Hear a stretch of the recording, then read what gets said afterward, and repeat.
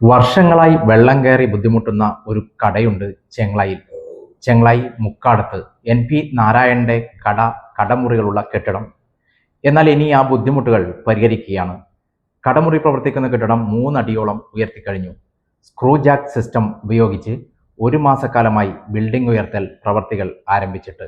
തളിപ്പറമ്പ് ഇരട്ടി സംസ്ഥാന പാതയിൽ ചെങ്ങളായി ടൗണിനടുത്തായി മുക്കാടൻ സ്റ്റോപ്പിലാണ് NP നാരായണന്റെ ഇരുനില കെട്ടിടം. വർഷങ്ങളായി അനാദി കച്ചവടം നടത്തിവരുന്ന നാരായണൻ സംസ്ഥാന പാതയിലെ ഈ റോഡ് പണി വർഷങ്ങൾക്ക് മുമ്പ് പൂർത്തീകരിച്ചപ്പോഴാണ് റോഡിന് കുഴിയിലായത്. മഴക്കാലം വെള്ളം കയറുന്ന പ്രദേശമാണ് മുക്കാടം. അതുകൊണ്ട് റോഡ് അല്പം ഉയർത്തിയത്.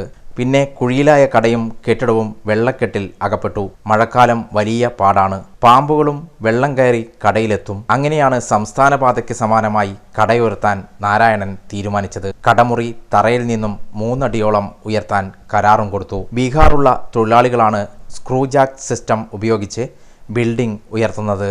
അമിതഭാരമുള്ള വസ്തുക്കൾ ഉയർത്തുന്ന സാങ്കേതിക സിസ്റ്റമാണ് സ്ക്രൂ ജാക്ക്. 1 മാസമെടുക്കും ബിൽഡിംഗ് ഉയർത്താൻ.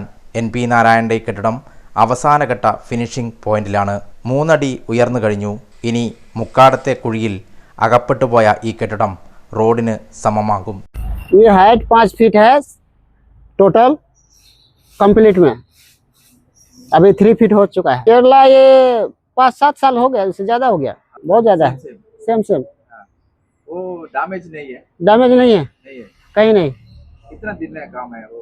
इधर फिनिश 1 मंथ में।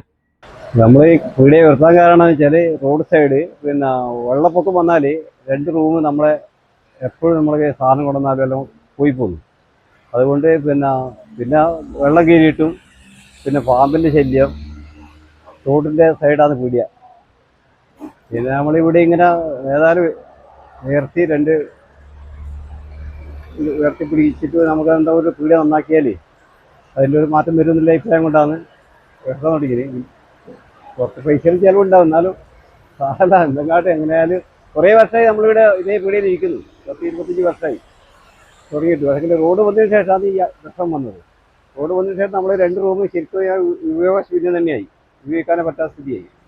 പിന്നെ നമ്മൾ എന്തായാലും നമുക്കൊരു തൊഴിലെടുക്കണ്ടേ, ചെറുപ്പം മുതലേ എടുക്കുന്ന പണിയാണ്. അതുകൊണ്ട്